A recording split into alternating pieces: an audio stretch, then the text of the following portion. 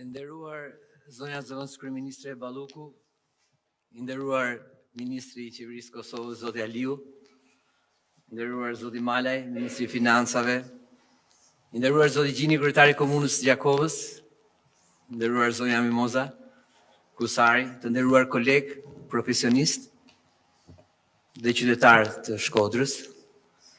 Sot është një ditë e shënuar për gjithë qarkun e Shkodrës, për veriun e Shqipërisë, për Gjakovën, për rrafshin e Dukagjinit. Jemi mbledhur për diskutuar një nga projektet madhore të kombit shqiptar, ndërtimin e ekurrutës Kuqezi, një lidhje moderne e kurridore midis Shqipërisë dhe Kosovës, përmes ndërtimit të një segmenti krejtësisht të ri Shkodër-Gjakovë. Ky është padyshim një ndër projektet më strategjike për Shkodrën dhe për lidhjen e saj të drejtë për drejtë me Gjakovën dhe gjithë Kosovën. Një ëndër shumë dekadëshe që po bëhet realitet. Një lidhje vërtet historike, kulturore dhe ekonomike për shqiptarët në të dy anët e kufirit.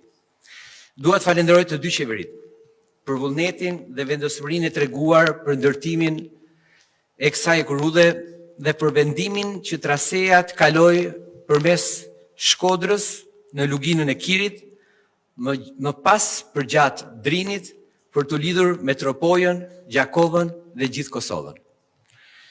Për fat keq, në të kaluarën Shkodra u anashkalua në projektin e autostradës kombit. Por sot, fal vizionit që qeveria aktuale e Shqipërisë dhe Kosovës, ekurruta do të kalojë përmes qarkut të Shkodrës. Kjo është një nga vendimet më strategjike për dekada që vinë dhe vendos Shkodrën në kryqëzimin e dy linjave hekurudore ndërkombëtare drejt malit të Zi dhe drejt Kosovës, duke lidhur kështu drejt për drejt me rrjetin europian hekurudor. Kjo është një mundësi jashtëzakonshme për zhvillimin ekonomik të rajonit. Shkodra mund të shndrohet në një nyje të rëndësishme, logjistike, infrastrukturore dhe qendër të prodhimit dhe të eksportit. Në të njëjtën kohë, kjo pozitë e re i jep potencial të jashtëzakonshëm turistik. Nga bredeti i Adriatikut dhe liçeni i Shkodrës, te trashëgimia kulturore e qyteteve tona dhe bukuritë e pakrahasueshme të Alpeve shqiptare.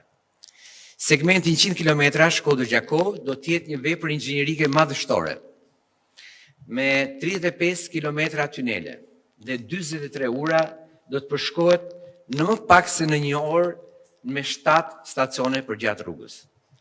Me rëndësi të veçantë është dhe nisja e këtij viti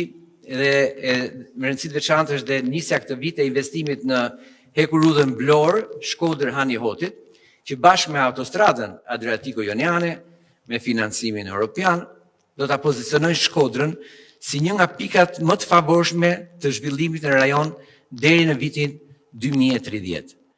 Faleminderit të gjithëve për angazhimin dhe suksese në këtë sfidë të re të bukur infrastrukturore, ndoshta më të rëndësishmen për shqiptarët në vitet që vijnë. Faleminderit.